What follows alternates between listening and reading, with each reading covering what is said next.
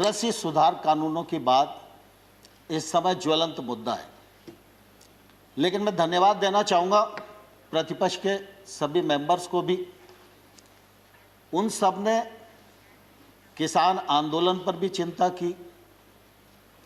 किसान आंदोलन के लिए जो सरकार को कोसना आवश्यक था उसमें भी कोई कंजूसी नहीं की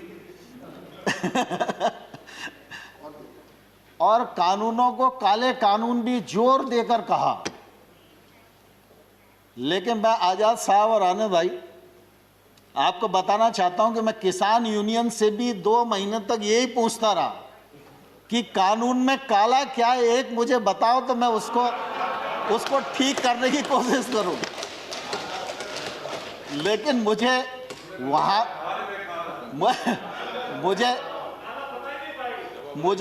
वहां भी मालूम नहीं पड़ा। और जब प्रतिपक्ष के मेंबर्स ने भी, दीपेंद्र भाई आपका भी भाषण मैंने सुना, तो मैंने गौर से सुना कि कानून खराब है, कानून को रिपील कर दीजिए, वो हो ही जाएंगे और ऐसा वैसा सब लोगों ने अपनी बात की और करना भी चाहिए उन्हें। लेकिन कानून के प्रावधान को यह किसान के प्रतिकूल है, यह कम से कम किसी ने बताने की कोशिश नहीं की। मैं सर आपके सामने ही बैठा हुआ था। दूसरा, मैं सभापति महोदय आपके माध्यम से आग्रह करना चाहता हूं कि हम लोगों ने ट्रेड एक्ट बनाया।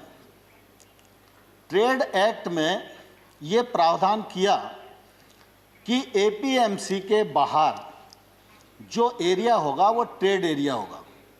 वो किसान का घर भी हो सकता है, वो किसान का वेयर हाउस भी हो सकता है, उसका खेत भी हो सकता है। कोई भी व्यक्ति किसी भी स्थान के लिए किसी भी कीमत पर किसान वहाँ से अपने उत्पादन को बेच सकने के लिए स्वतंत्र है। ये हमारा एक्ट इजाज़त देता है। एपीएमसी के बाहर अगर कोई ट्रेड होगा तो उस पर किसी भी प्रकार का ना तो राज्य का टैक्स लगेगा ना केंद्र का टैक्स लगेगा।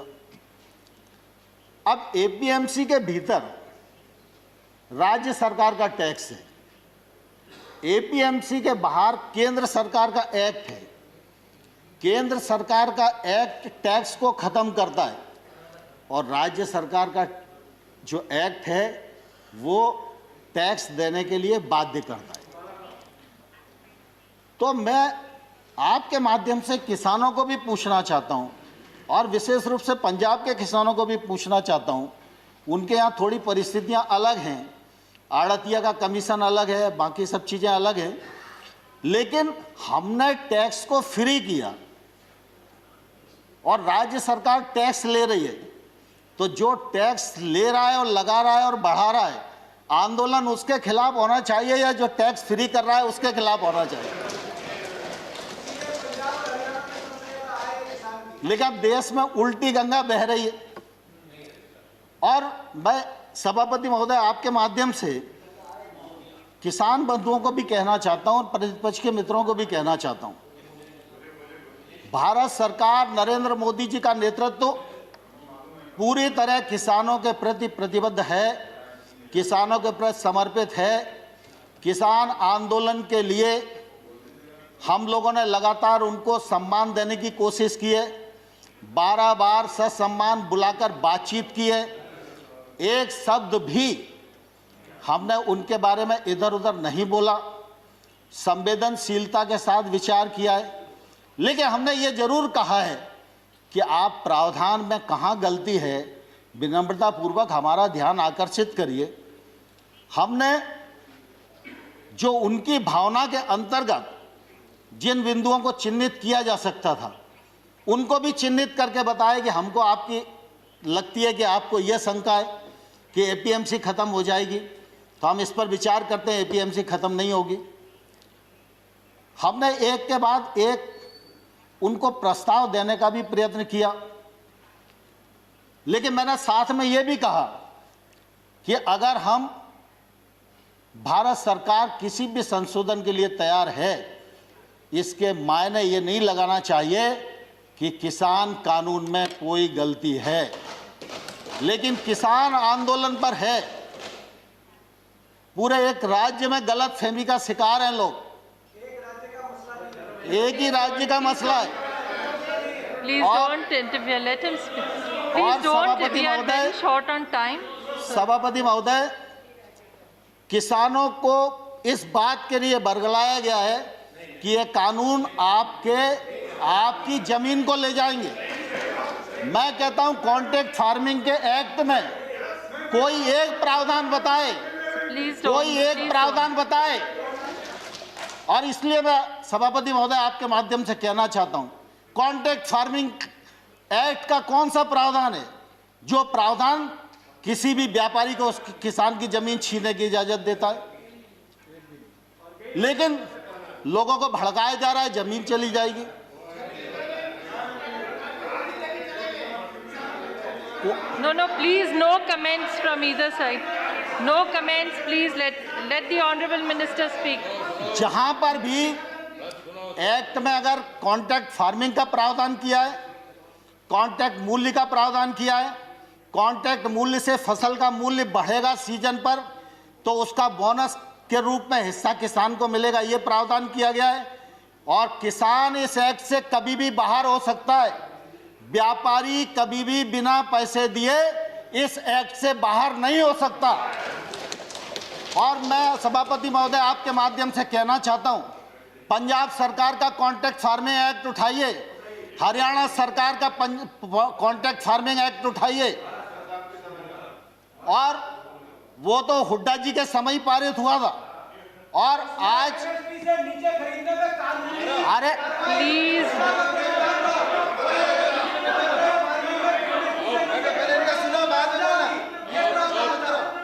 Excuse me, please. He is not yielding. He is not yielding. So please. Dipendra भाई दीपेंद्र भाई दीपेंद्र भाई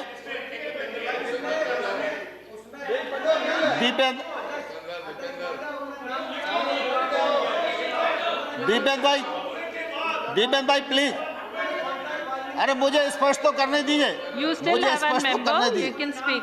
He can reply नहीं later. नहीं, आपका नहीं लिया मैंने।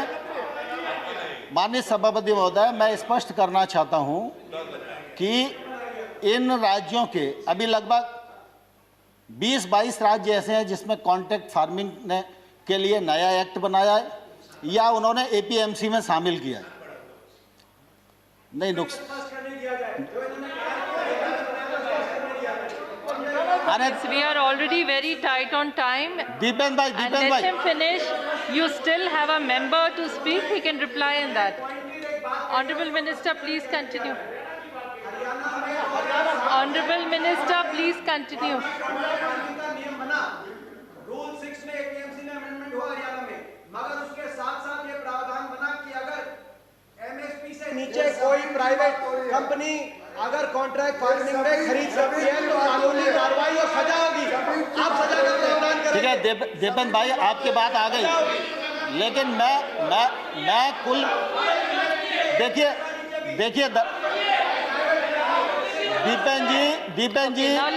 दीपेंद्र जी सवाल इसका नहीं है कि उस एक्ट में क्या लिखा है, सवाल इसका है कि कॉन्ट्रैक्ट फार्मिंग एक्ट है या नहीं है, और कॉन्ट्रैक्ट फार्मिंग एक्ट कब बना, और उस कॉन्ट्रैक्ट फार्मिंग एक्ट में अगर किसान गलती करेगा तो किसान को जेल जाना पड़ेगा। ये प्रावधान पंजाब के एक्ट में है और ये पंजाब सरकार के एक्ट में है, और जो भारत सरकार ने एक्ट बनाया है उसमें किसान कभी भी बाहर हो सकता है। आप झूठ बोलेंगे तो हम सुनेंगे नहीं। देखिए सजा जेल का प्रावधान। Honorable member. दीपेंद्र जी मैं ये एक्ट बता सकता हूं आपको, पंजाब सरकार का एक्ट बता सकता हूं। पंजाब सरकार के एक्ट में किसान को जेल जाने का प्रावधान है, और अगर वो नहीं देगा तो 5 लाख रुपए तक का जुर्माना का भी प्रावधान है। लेकिन भारत सरकार का एक्ट, कि किसी और एक्ट की बात कर रहे हैं? नहीं, मैं पंजाब की बात कर रहा हूँ। हाँ, कॉन्ट्रैक्ट फार्मिंग मैंने कहा पंजाब सॉरी, आप हरियाणा। पंजाब की बात कर रहे हैं, हरियाणा की बात कर रहे हैं, तो ये कंफ्यूज होकर बोल रहे हैं।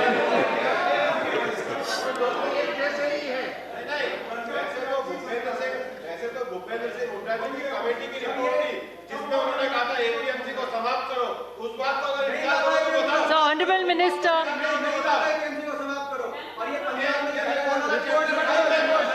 हुड्डा जी अब Honorable एक Minister, minute, please.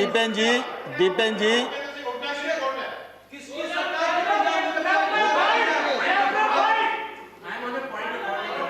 Yes, yes, sir.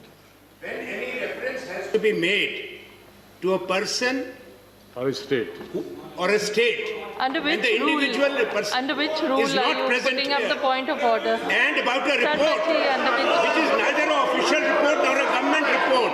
So those Under references which must be rule, accepted. Sharma ji, are you making the point of order? Deependra ji Hasn't given the Deepen ji rule. Please Deepen ji please Honorable Minister, please sit. Please sit, let him speak. देखिए ये Honorable contract member, farming है honorable member. और ये trade है, ये सब हुड्डा जी की recommendation के कारण आए। कान खोलकर सुन लो, ये हुड्डा कमेटी की रिपोर्ट के कारण आए।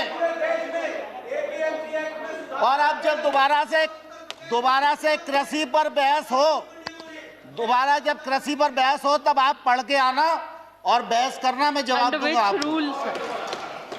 Bhupendra Yadav ji has a point of order. Please say under Bhupendra which ji. rule and Madam, माननीय सभापति महोदय, Madam, Bhupendra Rule Yadav ji. 238, Rule 9, shall not obstruct proceeding, his or interrupt and avoid making running commentaries with speeches are being made in the council.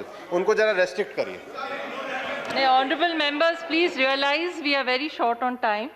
And Please, let the सभापति महोदय, honorable बस मैं minister 2 minute finish में his समाप्त कर रहा हूं। speech. You still have one member who can speak, so they can respond to what honorable minister is saying. So, माननीय honorable सभापति minister, ji, please don't give a माननीय chance and सभापति जी, complete it. मैं आपके माध्यम से सदन को बताना चाहता हूं, खरीद में ट्रांसपेरेंसी आए, ई ट्रांजैक्शन बढ़े, किसान को वाजिब दाम मिले, इलेक्ट्रॉनिक ट्रेड बढ़े, इसके लिए 1000 मंडियों को इनाम मंडी के रूप में परिवर्तित किया और 1000 और अब कर देंगे, बजट में प्रावधान हो गया। इसी प्रकार से लगातार हमने कोशिश की है कि कृषक की आमदनी दोगुनी हो और किसानी का योगदान देश के जीडीपी में तीव्र गति से बढ़े। ये जो कृषि सुधार बिल हैं, ये बिल भी इसी दिशा में एक महत्वपूर्ण कदम है। मैं आपके माध्यम से सारे सदन को भी और सारे किसान भाइयों को भी ये कहना चाहता हूँ कि प्रधानमंत्री नरेंद्र मोदी जी किसानों के लिए समर्पित हैं और रहेंगे।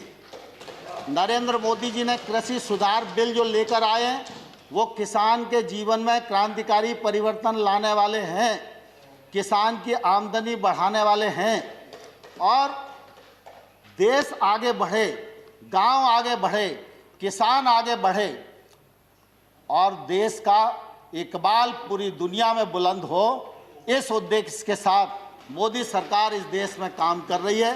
माननीय सभापति महोदय, बहुत बहुत धन्यवाद।